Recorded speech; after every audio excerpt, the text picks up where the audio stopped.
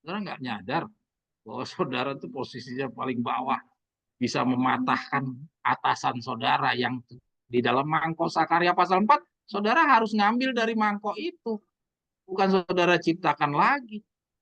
Saudara sadar nggak kedudukan saudara itu apa? Oke, lanjut ya, kita lihat di sini. Tiap-tiap orang yang turut mengambil bagian dalam pertandingan, ia mengatakan menguasai dirinya dalam segala hal. Orang-orang yang berlari mengesampingkan setiap pemanjaan yang cenderung melemahkan kuasa badani dengan disiplin yang keras dan terus-menerus melatih otot-otot mereka untuk menjadi kuat dan tahan lama supaya hari pertandingan akan tiba, mereka boleh dikenakan beban yang paling berat kepada kekuatan mereka. Artinya dia sudah siap tempur.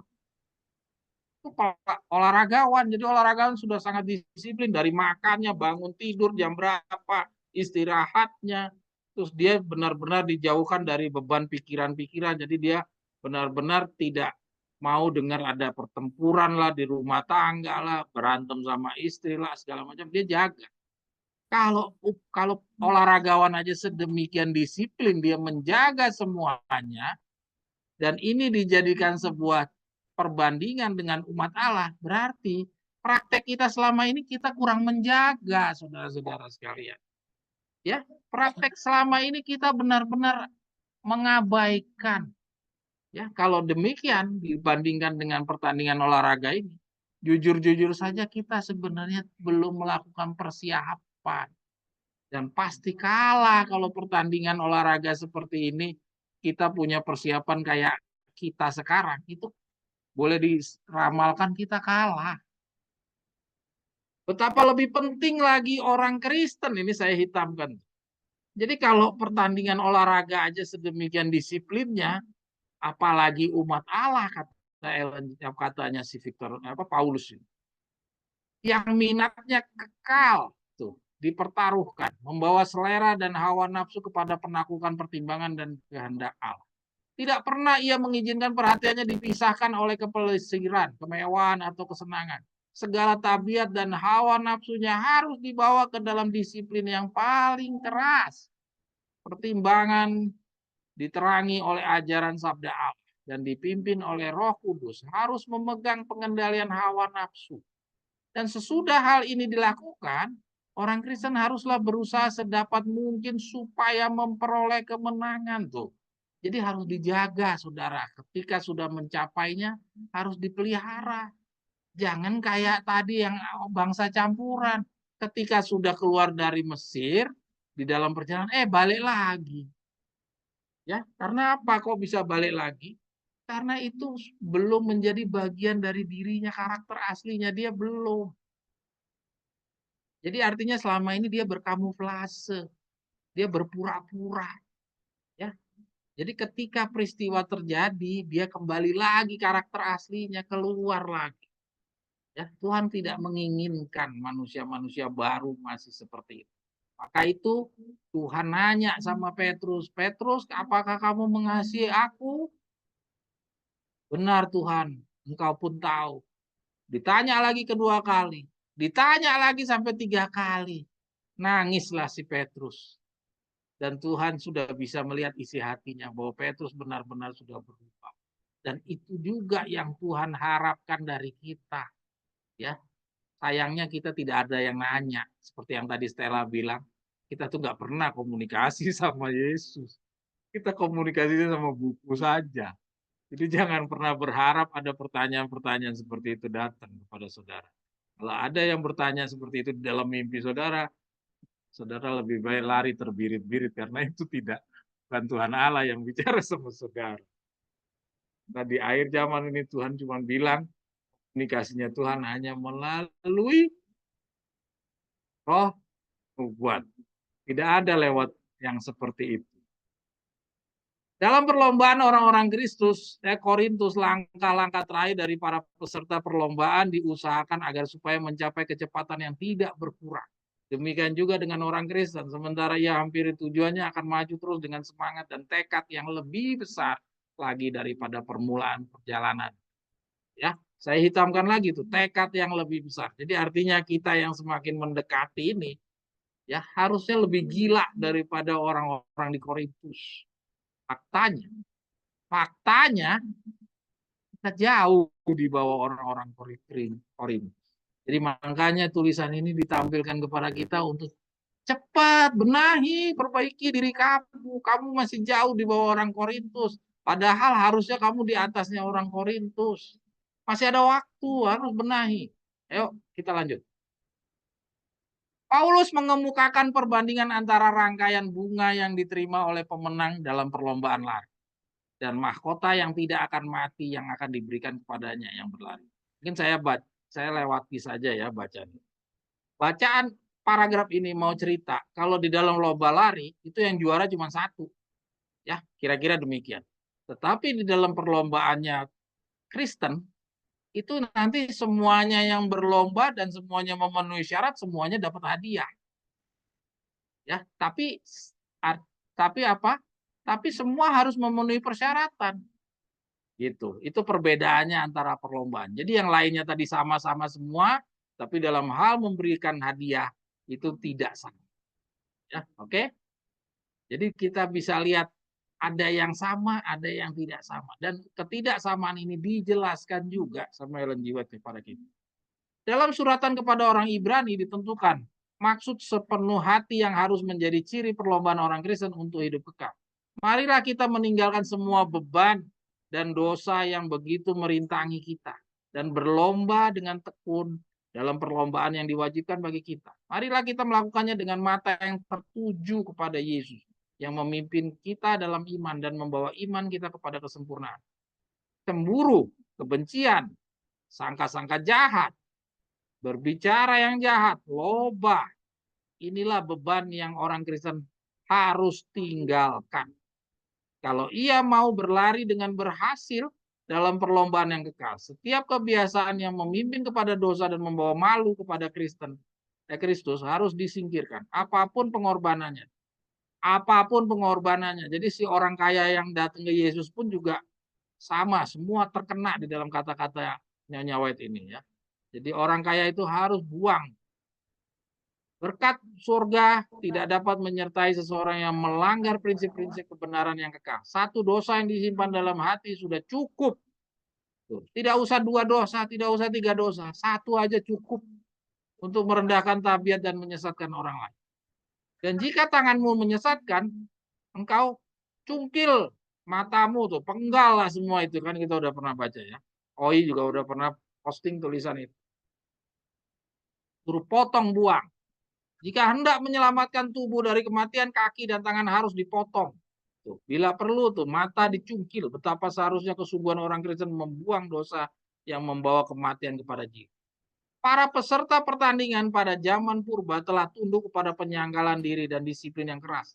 Tidak mengetahui dengan pasti apakah beroleh kemenangan atau tidak. Paulus berkata, tiadakah kamu mengetahui bahwa mereka semua berlari dalam perlombaan itu, tetapi hanya seorang yang menerima hadiah, walaupun keinginan mereka amat besar dan para pelari sungguh-sungguh berjuang, tetapi hadiah hanya untuk satu orang saja. Oh ini yang tadi yang saya sudah jelaskan. Ya, satu tangan hanya dapat menggenggam kalungan bunga yang dirindukan. Beberapa orang boleh berusaha dengan segenap kuat kuasanya untuk memperoleh hadiah. Tetapi sementara mereka mengulurkan tangan untuk mencapai hadiah itu, seketika itu juga orang lain telah mendahului mereka. Mungkin sudah menggenggam harta yang dirindukan itu. Nah, ini yang saya hitamkan. Bukan demikian halnya dengan orang Kristen. Ya, jadi kalau di perlombaan itu yang menang cuma satu, ya, tapi di dalam perlombaannya orang Kristen tidak demikian. Tiada seorang pun yang menuruti syarat-syarat itu akan kecewa pada akhir perlombaan. Tidak ada seorang pun yang tekun akan gagal untuk mencapai sukses. Nah, jadi ini perbedaannya. Ya, kalau kita berjuang semuanya menang. Kalau di dalam perlombaan lari pesertanya 144.000 tapi yang menang cuma satu. Ya, seperti yang Om Niko Yekwan tadi bilang akan ada satu yang akan menjadi pemimpin. Itu bukannya nanti setelah 144.000 terkumpul, kok baru sekarang? Ini saya nggak tahu itu cara berpikirnya kemana itu. Kan ada muncul satu orang lagi katanya setelah Victor Uteh. Ini boten-boten aja ini ya pemahamannya. Kita lanjut. Perlombaan itu bukan hanya untuk orang yang tangkas atau cepat, atau bukan peperangan untuk orang kuat, orang saleh, yang lemah, demikian juga orang kuat boleh memakai mahkota kemuliaan yang kekal itu. Semua orang boleh mendapatkan kemenangan melalui kuasa karunia ilahi dengan membawa kehidupan yang sesuai dengan kehendak Kristus. Tuh, saudara, jadi kita bisa lihat perbedaannya antara olahragawan dengan peperangannya orang Kristen. Kalau peperangan orang Kristen itu perlombaan itu tidak perlu orang tangkas, tidak perlu orang kuat, tidak perlu orang cepat, tapi orang tekun, ya, bukan orang kuat. Tapi kalau di dalam perlombaan olahraga itu harus orang kuat, harus orang yang tangkas, orang yang cepat. Bedanya di situ. Ya, selain beda pemenangnya semuanya bisa menang, yang kedua pun perbedaannya adalah bukan orang yang kuat, bukan orang yang cepat, bukan orang yang yang tangkas, tapi orang yang patuh, yang jujur, orang yang setia, yang keras. Ya, itulah yang membedakan antara perlombaan orang Kristen dan perlombaan olahraga. Praktek dalam seluk-beluk kehidupan meletakkan dasar dalam prinsip-prinsip firman Allah.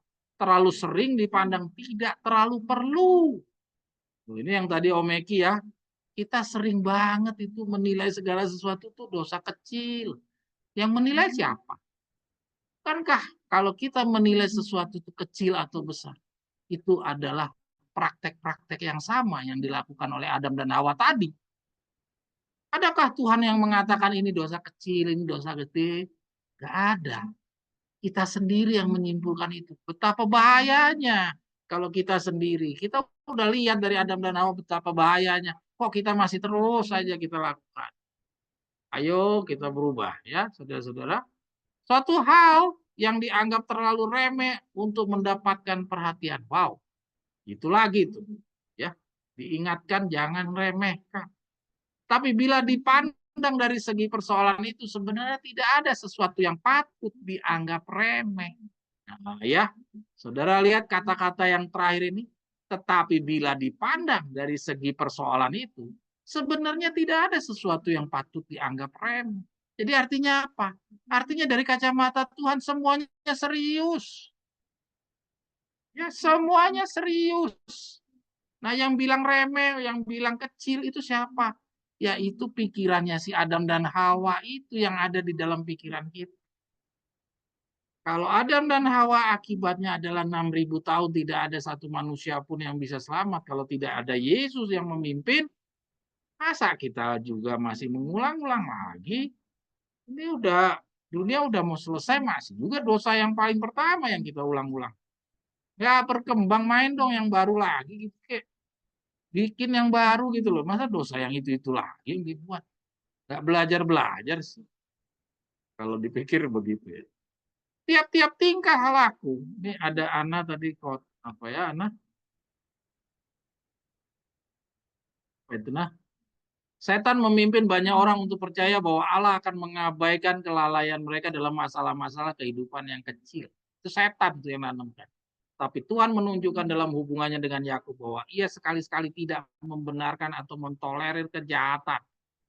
Ya, nggak ada cerita kecil atau gede. Semua orang yang berusaha untuk memaafkan atau menyembunyikan dosa-dosa, mereka lalu mengizinkan dosa-dosa itu tetap berada dalam buku-buku sorga tanpa diakui dan tanpa dimaafkan, mereka akan dikalahkan.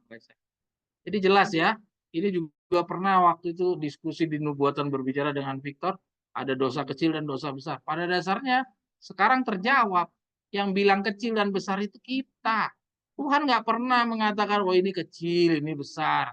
Yang kita tahu hanya dosa melawan Rasulnya dan dosa yang masih dapat diampuni. Tapi dosa yang tidak masih diampuni ini pun hanya dibatasi sampai di 3,5 tahun. Kalau mau masuk di kelas 40, hari itu pun juga harus beres semua.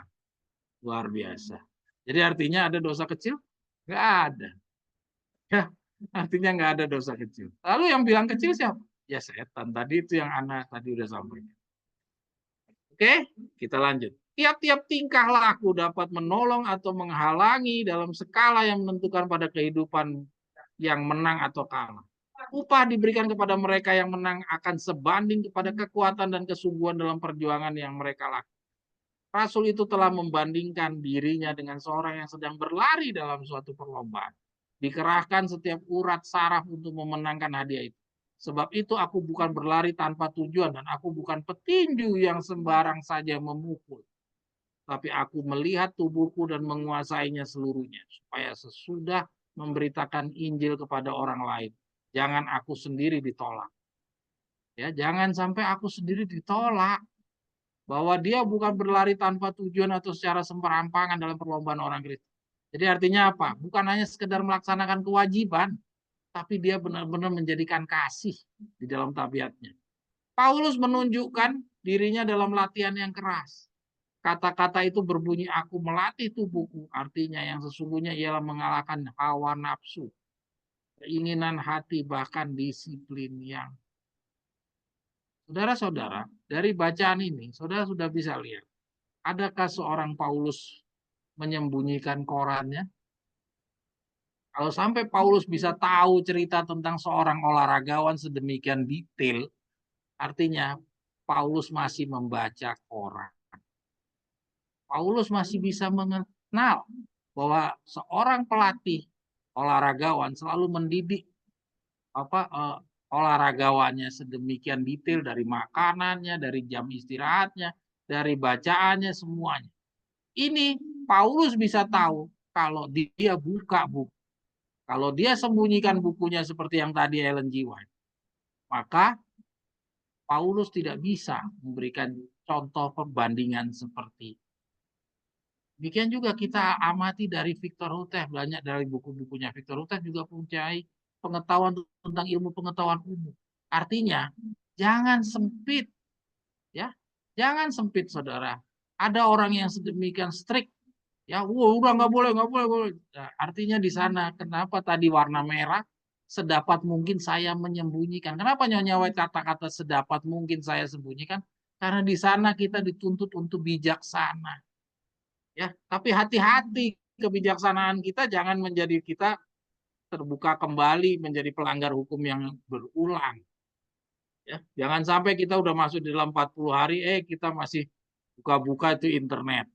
Ya, seperti Om Niko Yekwan sudah ada di Ambon, sudah berada di desa, di tempat yang terpelosok, jauh dari dunia, jauh dari kota.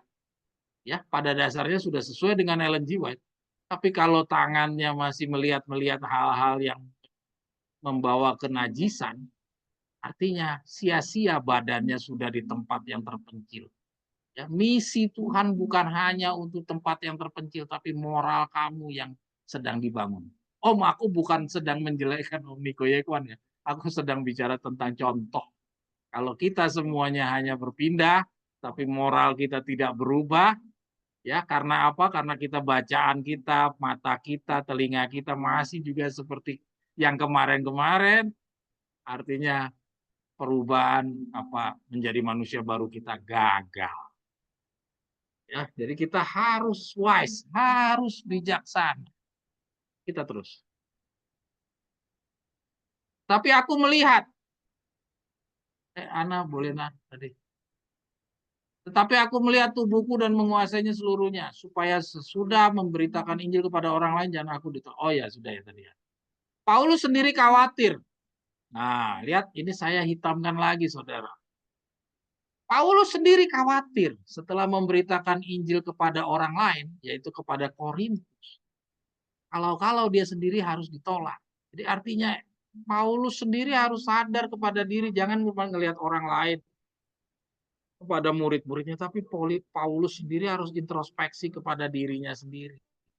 Jadi demikian juga kita kalau membawakan kebenaran kepada orang, jangan kita lihat orang terus, tapi kita lihat sendiri. Karena keselamatan itu dirinya kita sendiri-sendiri, bukan keselamatan orang yang kita tentukan. Orang tersebut itu diselamatkan oleh imannya dia sendiri. Tapi kita sendiri diselamatkan oleh iman kita. Prestasi kita membangunkan orang itu tidak menjadi alat ukur apakah saya layak atau tidak. Dia telah menyadari bahwa jika dia tidak mengamalkan dalam kehidupannya prinsip-prinsip apa yang dia percayai dan telah khotbahkan, usahanya untuk menolong orang lain tidak membawa faedah bagi dia. Tuh, lihat. Jadi saudara-saudara yang rajin posting-posting, jangan kita berbesar kepala atau berbesar diri, ya. Mari kita sadar diri bahwa perjuangan itu individu-individu. Ya. Percakapannya, pengaruhnya, penolakannya untuk tidak menyerah terhadap memuaskan diri sendiri harus pula ditunjukkan bahwa agamanya bukan sekedar profesi, ya, tetapi suatu hubungan yang hidup kepada Allah setiap hari itu. Jadi dia sendiri harus punya kasih di dalam dirinya, bukan sekedar kewajiban sebagai profesi kewajiban. Satu tujuan telah ditetapkan jauh sebelum dihadapannya dan berusaha dengan sungguh-sungguh untuk mencapainya. Satu kebenaran yang Allah anugerahkan berdasar kepercayaan. Paulus menyadari bahwa peperangan melawan kejahatan belumlah tamat. Selama kehidupan belum berakhir, sesungguhnya dia telah mengetahui perlunya menjaga diri dengan ketat, sehingga jangan keinginan duniawi ini menaklukkan semangat rohani. Dengan segala kuat kuasanya, ya teruskan untuk mengalahkan kecenderungan bawaan. Pernah ditentukan di hadapannya idaman yang harus dicapai. Dan dia berusaha dengan sekuat tenaganya untuk mencapai idaman itu dengan rela menurut hukum Allah. Kata-katanya, praktek kehidupannya, hawa nafsunya, semuanya ini telah diserahkan di bawah pengendalian. Oke, Ana boleh digeser. Terus Ana. Ah, ini yang berikutnya nih 261 sampai 26 berapa? 269 ya. Sampai 269 ini hal yang berbeda ya. Jadi cerita tentang perbandingan dengan orang olahragawan itu sudah selesai. Sekarang ini Paulus sedang memberitahukan tentang bagaimana kita harus menghidupkan Yesus itu. Apakah kita hanya sebagai pelaku-pelaku kewajiban, ataukah kita harus punya kasih di dalam diri kita? Ini bacaan yang berikutnya ini adalah bacaan yang paling sering kita baca dari atau kita sering dengar dari orang-orang Pantai Kosta. Ya, saya ajak saudara sama-sama memahaminya. Saya nggak tahu orang Pantai Kosta mengertinya seperti yang Ellen G. White sampaikan atau tidak. Mari kita ikuti. Sumber inspirasi dan dorongan kepada kaum pria dan wanita ini dia. Dan kemudian dalam kata-kata yang ada pada zaman itu hingga sekarang menjadi suatu sumber inspirasi dan dorongan kepada kaum pria dan wanita. Paulus mengatakan pentingnya kasih yang harus dihormati oleh para pengikut Kristus. Ya. Nah, Paulus meluruskan kepada pikiran kita bahwa kita itu harus punya kasih. Ya, jangan hanya menjadi pelaku-pelaku firman kewajiban, pelaksanaan kewajiban. Ya. Kayak tadi yang di atas itu bukan hanya profesi katanya, tapi juga harus benar-benar menjadi karakter kita. Sekalipun aku dapat berkata-kata dengan semua bahasa manusia dan bahasa malaikat, tapi jika aku tidak mempunyai kasih, aku sama dengan gong yang berkumandang dan canang yang gemerincing. Sekalipun aku mempunyai kasih karunia untuk bernubuat, bayangkan saudara, sekalipun aku mempunyai karunia bernubuat dan aku mengetahui segala rahasia dan memiliki segala pengetahuan, sekalipun aku memiliki iman yang sempurna untuk memindahkan gunung, tapi jika aku tidak mempunyai kasih, aku sama sekali tidak berguna. Dan sekalipun aku membagi-bagikan segala sesuatu yang ada padaku, bahkan menyerahkan tubuhku untuk dibakar, tetapi jika aku tidak mempunyai kasih, sedikit pun tidak ada faedahnya bagiku. Dulu saya baca ini nggak ngerti. Saya pikir, loh, bukankah kita orang Davidian ini yang paling utama adalah pengetahuan tentang nubuatan. Selain nubuatan kan juga Tuhan akan memberikan segala kebenaran. Untuk bernubuat dan untuk mengetahui segala rahasia dan memiliki segala pengetahuan. Nah, ini kan artinya udah lengkap. Ya, hal-hal yang akan datang dan segala kebenaran seperti dengan kedatangan Roh Kudus. Nah, ini kok bisa dikalahkan sama kasih. Jadi seakan-akan kasih itu berbeda. Ya, wah, ini saya agak kebingungan waktu dulu memahami. Ya. Saya pikir inilah yang dipegang kuat sama orang-orang Pantai Kosta. Jadi orang Pantai Kosta nggak mau belajar nubuatan. Dia nggak perlu tuh belajar yang segala rahasia. Ya, segala pengetahuan dia nggak perlu. Bagi dia cuma yang penting kasih, kasih, kasih, bantu sana, bantu sini. Ya, saudara temui kan orang-orang Pantai Kosta kan kira-kira demikian kan. Karena ini yang dia pahami. Nah, kira-kira memang demikian atau tidak? Menjadi tidak penting nggak nubuatan? Ya, segala rahasia, segala pengetahuan itu jadi tidak penting kalau kita nggak punya kasih. Maksudnya kemana sih ini sebenarnya? Maksudnya adalah sama seperti yang tadi Paulus sampaikan di atas. Bahwa dia harus mempraktekkan kebenaran itu sebagaimana kebenaran itu kasih adanya. Ya, tadi yang di atas sana boleh yang kita lihat soal profesi tadi ada kata-kata profesi dia. Nah, itu dia. Ya, kita harus lihat tuh. Harus pula ditunjukkan bahwa agamanya bukan sekedar profesi, tapi suatu hubungan yang hidup dengan Allah setiap hari. Nah, itu dia. Jadi dia harus membentuk gaya hidupnya dia. Ya, kasih Yesus itu harus menjadi gaya hidupnya dia. Jadi bukan hanya sekedar profesi. Jadi kalau kamu cuma melaksanakan agama sekedar profesi atau seperti yang nanti kita akan baca di bawah, kalau kita hanya melaksanakan kebenaran itu hanya sekedar pelaksanaan kewajiban-kewajiban, disuruh ini, disuruh itu, hindari ini, pergi ke lakukan ini, lakukan itu. Kalau kita cuma lakukan seperti itu semuanya, tapi tidak menciptakan hubungan yang hidup kepada Allah, atau dengan kata lain menjadikan kasih Yesus itu menjadi diri kita, gaya hidup kita, ya, maka inilah yang dibilang seperti gong, ya. Ana boleh geser lagi ke bawah, seperti gong yang hanya bergemerincik, ya tadi apa, ya, ya, gong yang berkumandang dan canang yang gemerincing. Jadi, tapi aku tidak mempunyai kasih. Nah tadi, nah mana sih tadi? Ah, itu dia. Tapi jika aku tidak mempunyai kasih, aku sama dengan gong yang berkumandang dan canang yang bergemerincing. Jadi Tuhan nggak mau cuman kayak gong yang dipukul bunyi, canang yang bergemerincing kalau digoyang-goyang bunyi. Bukan, Tuhan maunya itu jadi bagian dari diri kamu. Karakter kamu itu adalah kasih. Itu dia. Ini yang dimaksud. Inilah yang agak sulit tuh untuk memahami, ini harus kita banding-membandingkan. Kalau cuma satu kutipan kita masih belum nemu. Maksudnya kemana ya ini? Apa iya nubuatan jadi nggak penting? Ya, nubuatan tetap penting. Rahasia penting. Pengetahuan penting.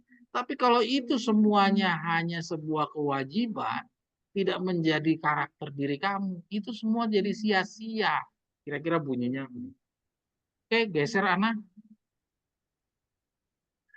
Bagaimanapun tingginya pekerjaan seseorang yang hatinya tidak dipenuhi kasih kepada Allah dan sesama manusia, dia bukanlah murid Kristus yang benar. Walaupun dia mempunyai iman yang besar dan mempunyai kuasa untuk melakukan tanda-tanda ajaib, namun tanpa kasih, imannya akan sia-sia tuh. Jadi imannya kan sia-sia. Jadi iman itu harus ditambah dengan kasih, atau dengan kata lain harus ditambah dengan karakter. Ya, gaya hidupnya kamu itu harus ditambah, iman kamu harus ditambah dengan gaya hidupmu yang ada kasih di dalam. Ya, kalau tidak itu jadi sia-sia. Itu loh yang dimaksud. Ya, jadi bukan tidak penting, itu jadi sia-sia. Beda ya, tidak penting sama sia-sia. Jadi jangan Anda sudah bisa dipengaruhi oleh orang-orang Pantai Kosta yang mengira tidak perlu lagi ada nubuatan. Itu salah. Beda antara tidak perlu sama sia-sia. Ya, jadi kayak saudara punya motor tapi nggak ada bensinnya, itu sia-sia, nggak bisa jalan. Ya, makanya harus ada motornya, ada bensinnya, terus ada pengendaranya juga.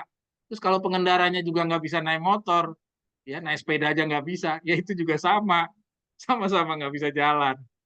Ya artinya ini kombinasinya semuanya harus lengkap. Dia mungkin menunjukkan kebaikan yang besar, tetapi seandainya dia dari beberapa alasan yang lain daripada kasih sejati, menyerahkan seluruh hartanya untuk menjamu orang Kristen, perbuatan yang demikian tidak menjadi alasan untuk memperkenankan Allah. Dalam semangatnya, dia mungkin menjadi seorang yang mati syahid. Namun jika dia tidak digerakkan oleh kasih, ya tidak digerakkan oleh kasih, maksudnya tidak digerakkan oleh karakter dia, tabiatnya dia akan dianggap Allah sebagai seorang yang suka memperdaya diri sendiri, atau seorang yang munafik, berambisi. Munafik artinya apa? Bukan dirinya. Dia sedang berkamuflase, sedang berpura-pura. Tuhan nggak mau orang-orang yang kayak gini. Karena Tuhan udah cukup kenyang katanya sama orang-orang yang bangsa campuran yang tadi. Saya nggak mau lagi dapat orang-orang yang membohongi saya. Kasih itu sabar, kasih itu murah hati, tidak cemburu, ya tidak memegahkan diri dan tidak sombong. Kesukaan yang murni terpancar dari orang-orang yang sangat rendah. Tabiat yang kuat dan agung dibentuk atas dasar kesabaran, kasih dan penyerahan kepada Allah. Kasih itu tidak melakukan yang tidak sopan, tidak mencari keuntungan diri sendiri, ya tidak pemarah dan tidak menyimpan, ya itu benar. Ya, pandangan orang Orang-orang Pantai Kosta tidak salah kalau untuk hal yang seperti itu. Ya, kasih itu tidak perlu membukakan kesalahan orang lain dan sebagainya. Oke, lanjut. Ya, artinya kita harus jadikan diri kita. Kasih itu harus jadi diri kita. Kasih itu tidak bersuka cita karena ketidakadilan, tetapi bersuka karena kebenaran. Kita lihat di dalam karakternya Yesus. Saudara temukan tidak kasih yang disebutkan ini? Adakah Yesus dendam, dianiaya, dipukul segala macam? Adakah Yesus dendam, marah? Jujur saya marah kalau saya disakiti. Karena saya belum punya kasih di dalam diri saya. Maka itu saya perlu pendidikan 40 hari. Kita lihat di murid-murid Yesus. Setelah Yesus dapatkan murid-murid itu melewati pendidikan 40 hari. Adakah seperti Petrus yang potong telinganya orang? Adakah si Yohanes yang marah-marah ketika Yesus diremehkan orang Samaria? Apakah Tuhan perlu saya turunkan saya perintahkan api turun dari langit? Saudara ingat ya cerita itu ketika Yesus dan Yohanes, Yakobus pergi ke orang Samaria meremehkan Yesus. Si Yakobus sama Yohanes bilang, "Tuhan, apakah perlu saya berdoa supaya api turun dari sorga?" Wah, coba lihat. Emosi-emosi itu sudah tidak ada pada saat mereka sudah selesai dengan 40 harinya. Artinya kasihnya Yesus sudah benar-benar menjadi bagian dari dirinya mereka. Manusia lamanya sudah hilang. Demikian yang Tuhan minta. Kita baca yang KR 269.2. Demikianlah tinggal ketiga hal ini, yaitu iman, pengharapan, dan kasih. Dan yang paling besar diantaranya ialah kasih. Artinya Tuhan menuntut, ya, kalau cuman kamu punya iman, punya pengharapan, itu hanya jadi bangsa-bangsa campuran. Hanya jadi orang-orang 3,5 tahun. Tapi kalau kamu punya kasih, kamu bisa jadi orang-orang yang menyandang roh suci hujan Allah. Kalau tidak, kamu hanya sampai di Yudas. Saudara lihat, apa yang dijelaskan oleh jiwa luar biasa. Sekarang kita bisa tahu bahwa tidak cukup kalau cuma punya akan Taurat dan kesaksian saya. Kita harus juga hidupkan di dalam diri kita. Harus jadi diri kita kebenaran itu. Manusia lama kita harus dibuang. Luar biasa sulitnya. Setelah surat itu dikirimkan, Paulus merasa takut. Jangan-jangan apa yang telah dituliskannya sangat melukai hati mereka yang dianggapnya beroleh keuntungan dari surat itu. Saudara-saudara, lihat bagaimana seorang Paulus. Luar biasa. Paulus masih punya hati. Ya, Paulus menunjukkan kasih yang tadi kita baca di atas. Ya, rendah hati, ya, panjang sabar. Terlihat seorang Paulus yang dulunya tukang bunuh-bunuh. Dulu yang Saulus ya, dia tukang hajar kejar-kejar orang-orang Yahudi, itu sudah nggak ada di dalam diri Paulus. Paulus sudah benar-benar menjadi seorang Paulus. Seorang Saulusnya sudah tidak ada. Nah, ini semua dicatat sebagai satu pembelajaran bagaimana kamu bisa menjadi pekerja-pekerja roh suci hujan akhir. Kamu harus jadi seorang Paulus, bukan seorang Saulus. Ya, kalau saudara masih pemarah, tukang ngamuk, saudara baca lagi tulisan ini, baca. Ya, berjuang, saudara. Masing-masing kita semua harus berjuang. Jangan-jangan apa yang telah dituliskannya sangat melukai hati mereka yang dianggapnya beroleh keuntungan dari surat itu. Jadi dia sangat jaga perasaan. Secara teliti disertai rasa takut ia mengasingkan diri dan kadang-kadang rindu mengingat kembali kata-katanya. Lihat saudara, jadi dalam hal saudara mau merenungkan diri, itu saudara perlu mengasingkan diri. Ya. Sama halnya kayak kita lihat ya, orang-orang Buddha. Ya, bagaimana lihat orang Buddha anggota biasa sama tokoh-tokohnya orang Buddha. Adakah orang Buddha berada di tengah-tengah kehidupan sehari-hari? Tidak. Saudara lihat orang Buddha saja dengan pengetahuan yang sangat terbatas, dia sadar bagaimana dia mau menjadi manusia barunya. Ya, saya nggak tahu dia punya istilah apa, tapi ketika dia sudah mengambil diri dia sudah memutuskan diri menjadi seorang biksu, Ya, kita lihat dengan pengetahuan yang terbatas mereka sudah memisahkan diri. Dia tidak lagi mau hidup di tengah-tengah masyarakat. Cara berpakaiannya dia rubah, rambutnya dibotakin, terus dia cara bicaranya diatur semuanya, handphonenya sudah dibuang, udah nggak dipegang. Dia semua aktivitasnya bicaranya dijaga. Masa mereka lebih istimewa daripada kita? Mereka yang sudah mereka yang punya pengetahuan yang sangat terbatas saja mereka bisa melihat bahwa untuk menjadi orang-orang yang tepat guna, ya mau jadi pekerja-pekerja dia harus berubah dari manusia lama. Masa kita yang mau jadi pekerja roh suci hujan air tidak mau seperti itu, memandang kita tetap seperti anak orang kaya, orang kaya yang datang kepada Yesus. Saudara, kita punya roh Allah lebih besar diberikan kepada kita kepada orang-orang di zamannya Buddha. Lagi sekarang, Buddha sudah tidak ada. Kita nggak tahu apakah masih ada roh Allah di sana. Tapi mereka punya pemahaman masih tetap bahwa untuk menjadi manusia yang baru, mereka harus memisahkan diri dari keramaian, dari tempat hidup pikuk. Kehidupan yang sehari-hari yang lama harus dibuang. Ya itulah biksu-biksu. Saya lanjutkan. Mereka sama seperti rasul yang telah merasakan suatu tanggung jawab mengasihi sidang-sidangnya atau lembaga-lembaga. Dapat menghargai dengan sebaik-baiknya dari hal perasaan tertekan dan mempersalahkan diri sendiri. Hamba-hamba Allah yang menanggung beban karena pekerjaannya pada zaman ini mengetahui pengalaman yang sama di bidang pekerjaan, pertentangan dan kekhawatiran yang menimpa dengan berat kepada rasul yang agung. Ya, saudara, kembali lagi seperti khotbahnya pendeta tadi yang ada di grup buatan berbicara tadi yang saya sampaikan.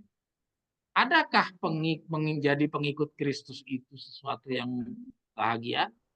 Adakah keberhasilan, kedamaian, sejahtera dirasakan oleh Paulus?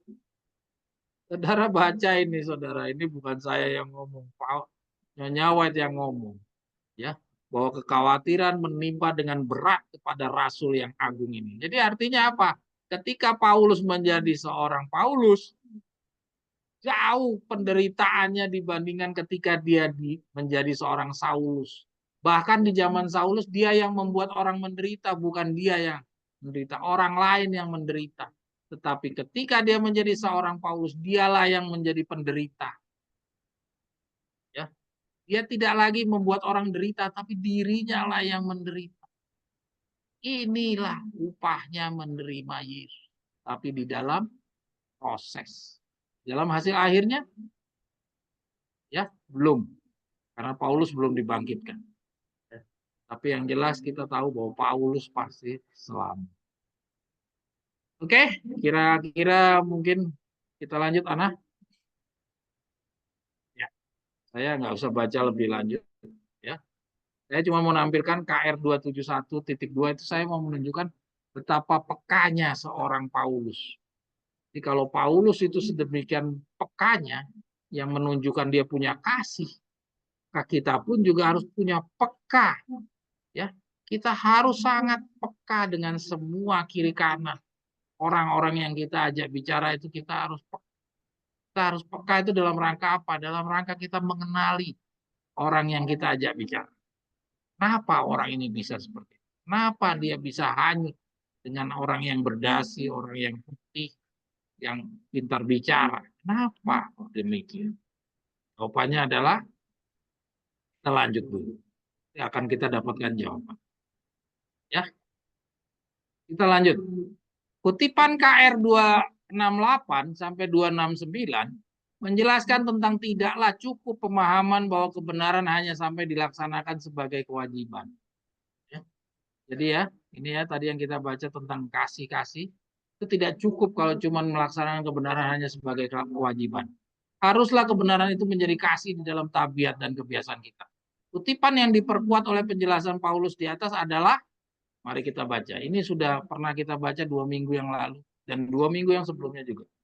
Banyak orang yang mengaku menyembah Allah, padahal mereka bergantung atas usaha-usaha mereka sendiri untuk menurut hukumnya.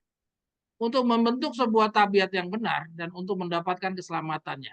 Hati mereka bukannya digerakkan oleh perasaan yang mendalam dalam kasih Kristus. Jadi hati kita itu harus berada di dalam kasih Kristus. Ya. melainkan mereka berusaha membentuk tanggung jawab hidup Kristen sebagaimana yang diwajibkan Allah bagi mereka dalam rangka memperoleh sorga. Jadi mereka hanya melaksanakan karena melaksanakan kewajiban-kewajiban. Nggak boleh ini, nggak boleh itu, meninggalkan ini, meninggalkan itu, melarang ini, melarang itu, mengatakan ini, menyampaikan ini, melakukan ini, melakukan dan segala macam. Hanya melaksanakan kewajiban. Katanya apa? Agama yang demikian tidak ada. Saudara sedih ya, kalau sudah dilaksanakan semuanya, kok tidak ada gunanya? Kenapa? Karena Yesus sangat khawatir kamu akan kembali lagi. Yesus sudah binasakan orang di air bah. Yesus berharap dari 8 orang itu, Yesus dapat orang-orang yang benar-benar tidak ada lagi pelanggar hukum. Kenyataannya berulang lagi. Kenapa? Karena Tuhan belum dapat manusia baru di dalam 8 orang itu. Ya, 8 orang itu jalan lagi, dosa lagi, muncul lagi. Ternyata di bangsa Israel pun juga demikian. Sudah difilter dengan 40 tahun. Bangsa campurannya udah dibinasakan semua. Ya, Tuhan sudah berharap dari orang-orang yang masuk tanah Kanaan yang usia di atas 20 tahun, Yusak dan Kaleb, ini Tuhan sudah mendapatkan umat-umat yang benar-benar meninggalkan manusia yang lama. Ternyata masih lagi. Ya, itu artinya apa? Artinya belum menjadikan kasih Kristus di dalam dirinya mereka masing-masing. Pertanyaannya sekarang, apakah jamin setelah 144.000 terkumpul, ya nanti benar-benar sudah tidak akan mengulangi lagi kesalahan yang 8 orang itu? Benar-benar manusia lamanya tidak akan kuat? Jawabannya bagaimana? Jawabannya Tuhan memastikan untuk tidak akan terulang adalah dengan apa? Dengan mengganti hati batu dengan hati daging. Itu janjinya Tuhan. Maka kalau diganti hati batu dengan hati daging, maka kita akan dapatkan manusia-manusia yang seperti Herodes, Nebukadnezar. Ketika Nebukadnezar hatinya diganti sama hatinya lembu, maka dia tidak ada niatan dan tidak ada keinginan untuk berada di tengah-tengah kerajaan. Dia langsung pergi ke tengah-tengah padang. Nah, kira-kira Tuhan akan bentuk kita seperti itu. Itu jaminan bahwa kita tidak akan kembali lagi seperti itu. Tapi syarat untuk diganti hati batu dengan hati daging, syaratnya apa? Syaratnya Anda harus berjuang dulu, ya.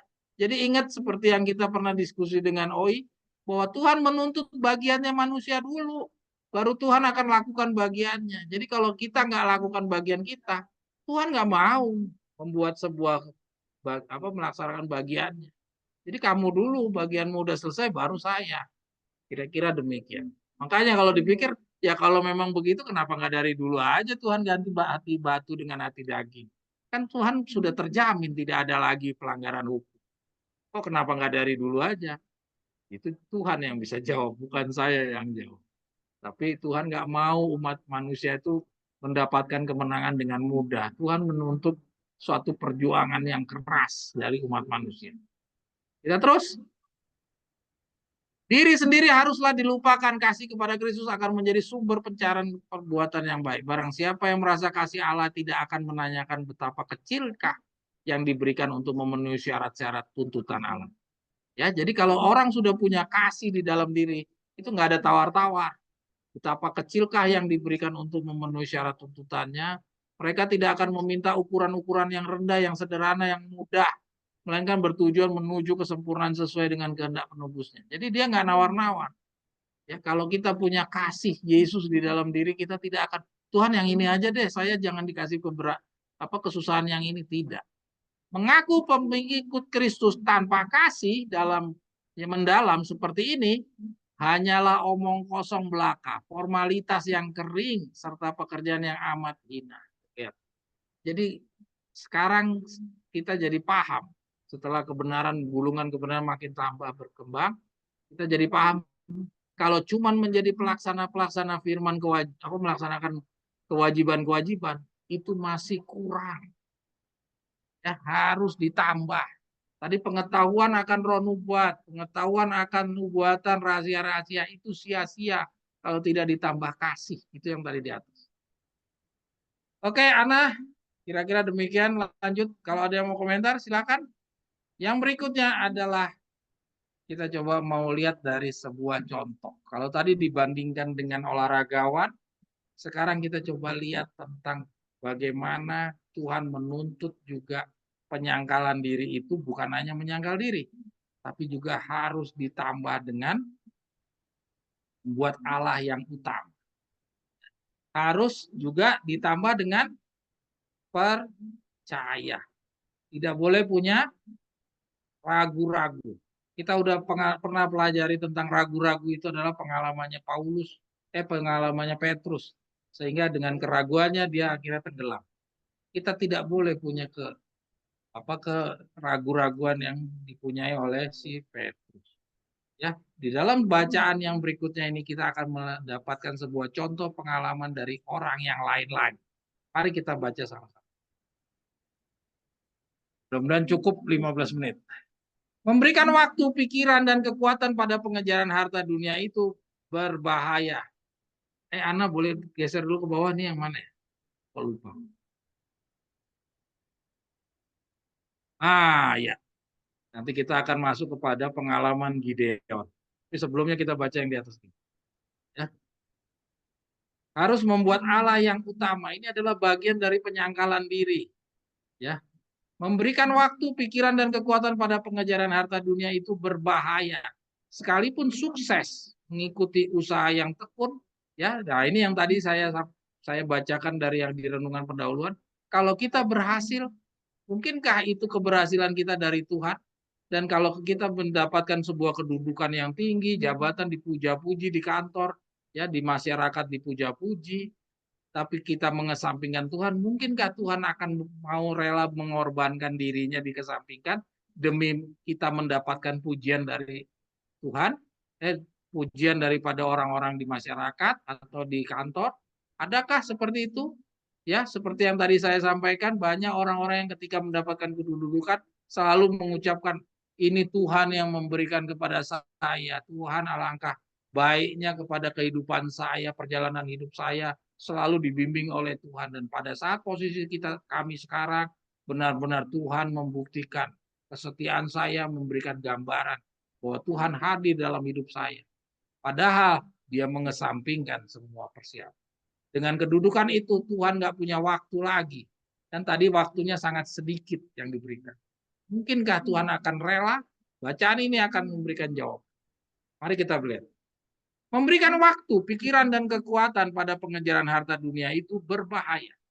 Sekalipun sukses mengikuti usaha yang tekun, karena damai melakukan itu ada bahaya. Karena dalam melakukan itu ada bahaya membuat Allah dan kebenarannya menjadi nomor. Lihat ya, kita belum baca lanjut, kita sudah bisa lihat bahwa walaupun sukses katanya, sekalipun sukses mengikuti usaha yang tekun, tapi ada ancaman bagi kebenaran Allah dan bagi Allah dan kebenarannya menjadi nomor 2. Dan kalau seperti itu, kira-kira Tuhan berkenan atau tidak?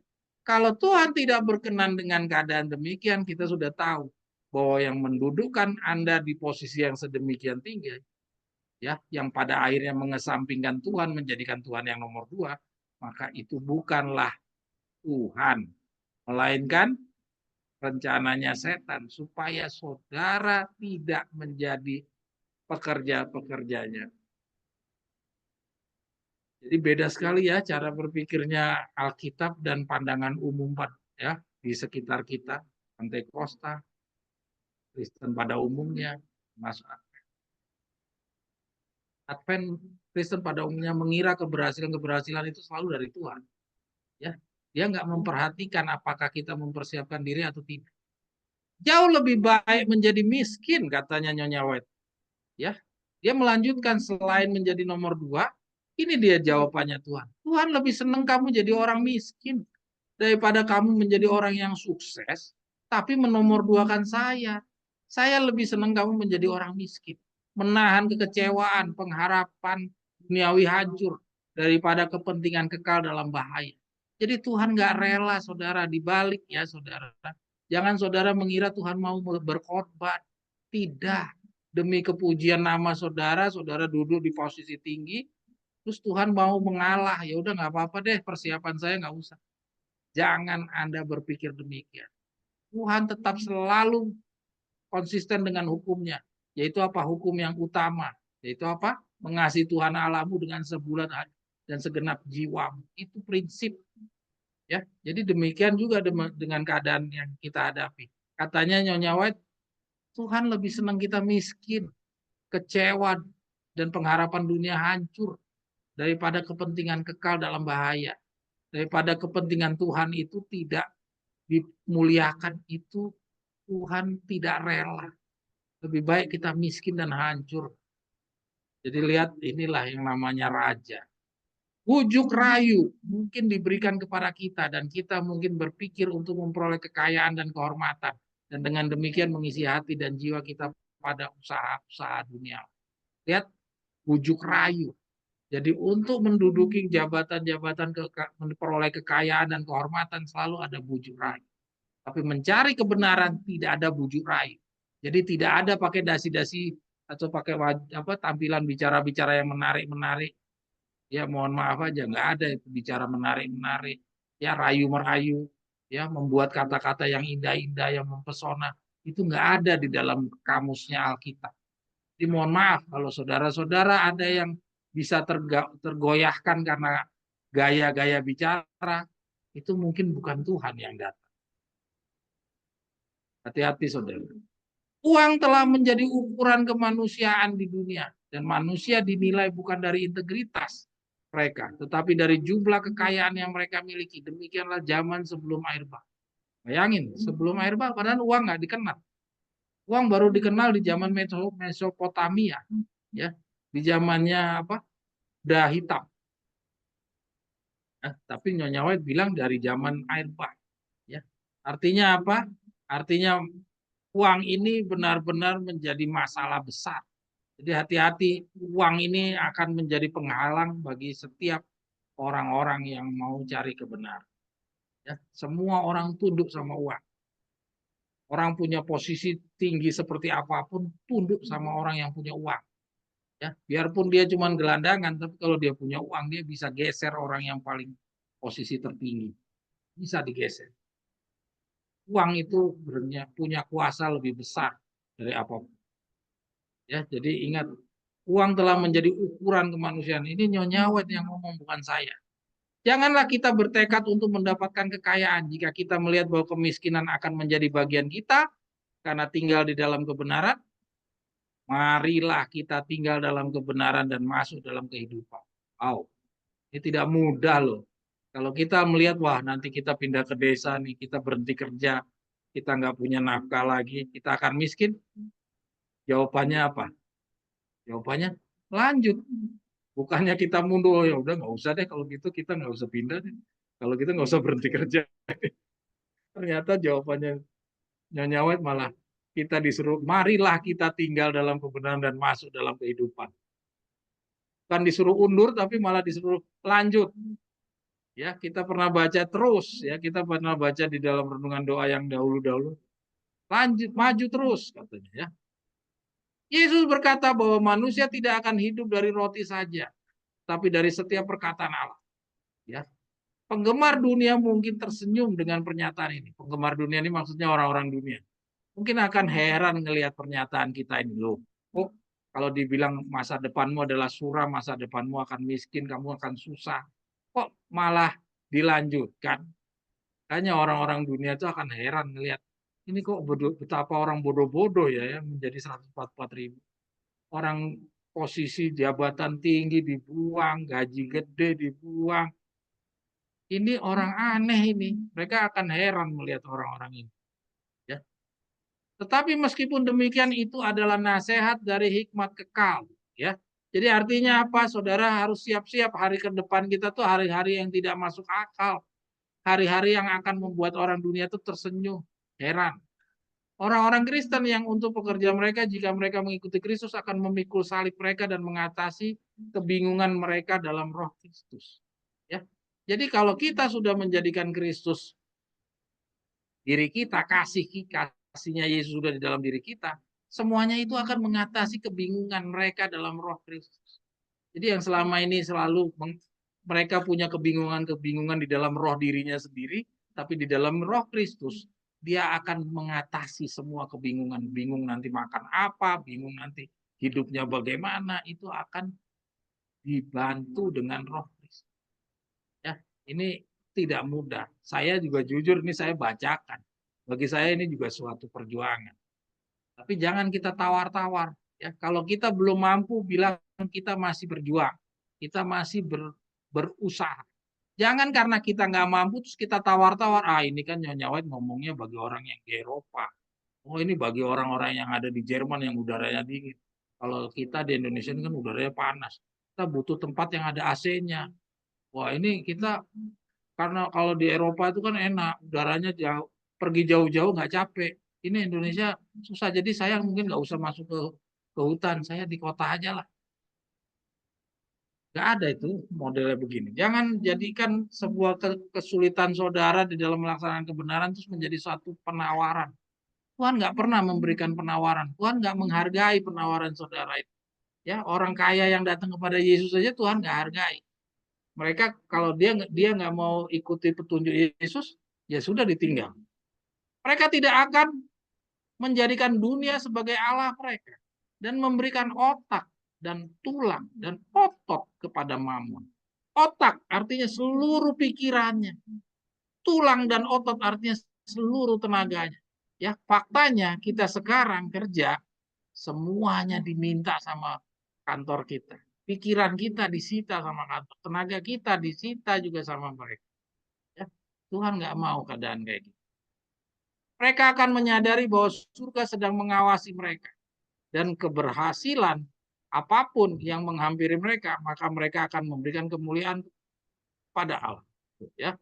Jadi kemuliaannya adalah bagi Allah, bukan bagi dirinya sendiri. Jadi kalau bagi Allah, artinya apa? Kemiskinan. Tadi kan kita udah baca di atas. Kalau kemuliaannya bagi Allah, ya kemiskinan. Jadi itu yang akan kita hadapi di depan. Ya, coba Ana boleh naikkan ke atas. Ya, dia tidak. Kemiskinan kan yang di atas. Nah, itu dia. Jika kita melihat bahwa kemiskinan akan menjadi bagian kita karena tinggal di dalam kebenaran, kenapa kok kemiskinan? Karena kita udah nggak kerja, ya. Kita udah tinggalkan semuanya, ya. Kita makan apa? Ya itulah kemiskinan. Ya. Jadi kalau kemiskinan itu apa? Kalau kemuliaan bagi Allah, ya artinya kemiskinan di depan mata kita. Mereka akan menyadari bahwa Allah mengetahui, tapi kita tidak mengetahui. Bahwa beberapa tahun lagi akan berlalu dan harta bumi tidak akan ada lagi. Ini Ellen G. White waktu itu, Ellen G. White memang tidak diberitahu tentang kapan waktunya. Tapi kita sudah lebih jauh daripada Ellen G. White. Ya, kita lanjut. Penglihatan dunia yang akan datang itulah yang menyeimbangkan pikiran agar segala hal yang terlihat tidak mengendalikan perasaan. Lihat saudara, ini hanya bisa dipunyai oleh orang-orang, kata-kata yang paragraf paling terakhir ini hanya bisa dilakukan, ya, atau dengan kata lain seluruh isi dari khotbah ini hanya bisa dipenuhi atau dirasakan oleh orang-orang yang sudah mempunyai gulungan kebenaran yang telah berkembang. Mari kita baca. Penglihatan dunia yang akan datang itulah yang menyeimbangkan pikiran agar segala hal yang terlihat tidak mengendalikan perasaan.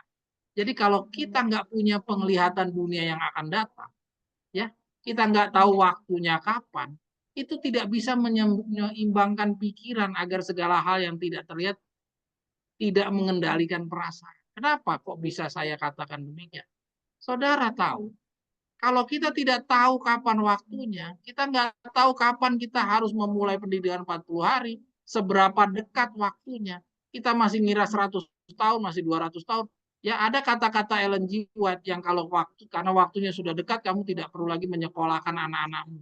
Atau karena waktunya sudah dekat, kamu tidak perlu lagi menikah. Ya, nah kalau kita tidak punya penglihatan dunia yang akan datang, ya sehingga saudara nggak bisa menyeimbangkan pikiran saudara untuk mengendalikan perasaan saudara. Saudara akan bagaimana? Saudara kalau tidak bisa melihat, saudara tidak akan bisa mengetahui kapan saya harus meninggalkan pekerjaan.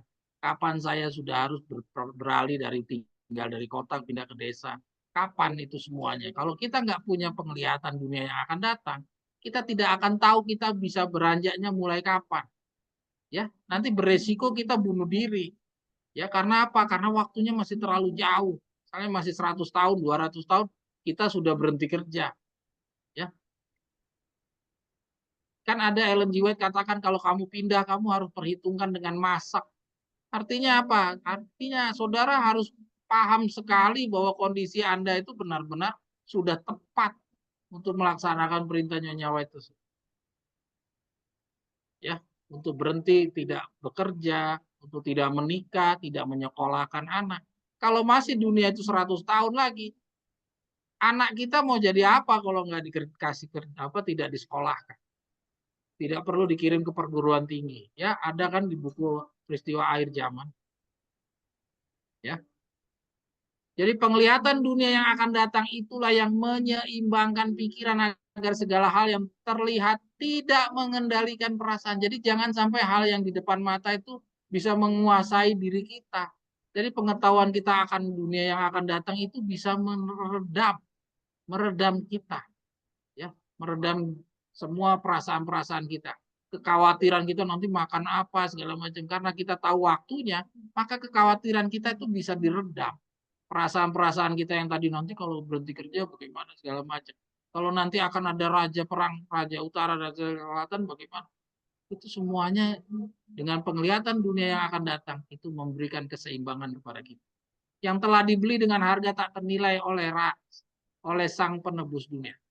Melalui perwakilan Roh Kudus, hal-hal yang tak terlihat dan kekal dibawa ke hadapan jiwa dan keuntungan-keuntungan kekal harta yang abadi dimunculkan di hadapan mata dalam keindahan yang memikat. Jadi hal-hal yang nggak kelihatan itu dikasih lihat kepada kita. Dengan hal-hal yang tidak kelihatan itu dikasih ketahui kepada kita, maka semuanya itu bisa membantu kita mengendalikan perasaan kita. Jadi saudara bisa bayangkan kalau kita nggak punya penglihatan dunia yang akan datang. Hal-hal yang tidak terlihat itu tidak dikasih tahu kepada kita. Kita masih benar-benar abstrak. Benar-benar gerak hidup kita ini dikendalikan oleh perasaan. Jadi nggak heran lah kalau teman-teman kita yang nggak punya pengetahuan tentang penglihatan dunia yang akan datang, gaya hidupnya masih sama kayak orang-orang dunia pada umumnya. Saudara amati saja saudara-saudara kita yang lain. Padahal kalau kita baca dari tulisannya Victor Hutek, katanya kesetiaannya tidak kalah daripada imam-imam di zaman Paris.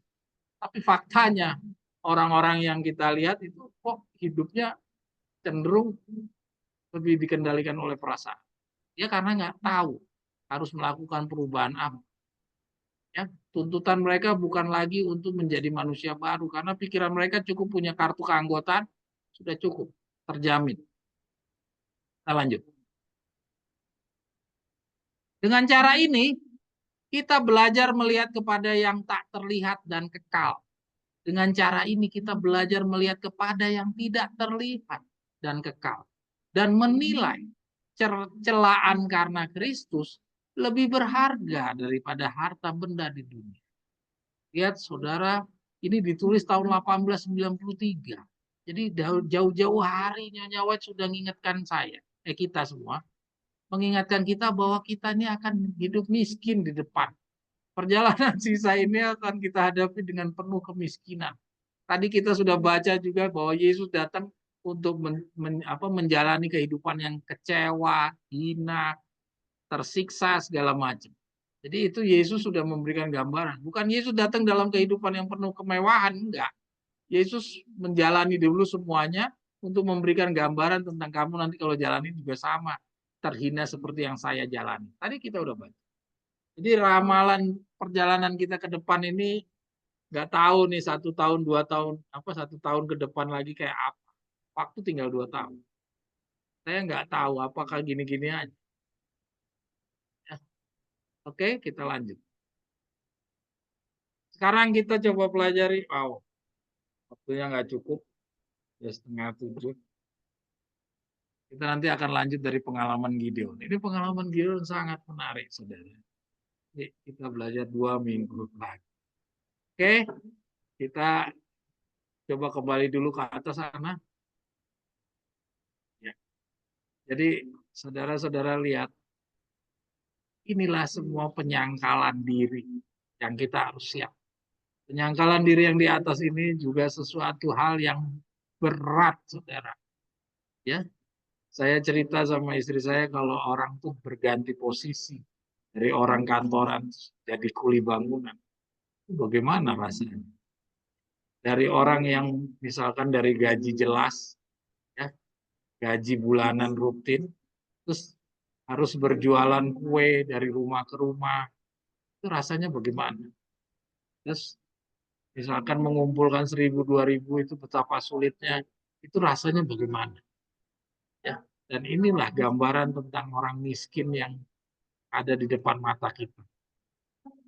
Gambaran suram itu sudah dijalani oleh Yesus sendiri, dan kita disuruh belajar supaya kita siap juga seperti itu. Jauh-jauh hari semuanya ini diberitahukan kepada kita supaya kita tidak kaget. Kita sudah harus mempersiapkan diri sama seperti olahragawan pelari tadi. Jadi, jangan kita kira tanpa pelatihan, tanpa persiapan kita bisa langsung running, bertanding. Tidak. Kita harus mempersiapkan diri seperti olahraga. Mungkin demikian pembelajaran kita sahabat ini. Mungkin perlahan-lahan kita walaupun tidak cepat belajarnya, tapi kita coba dapatkan pengetahuan yang cukup luas. Terima kasih, kita akhiri sahabat ini, mari kita bertelut.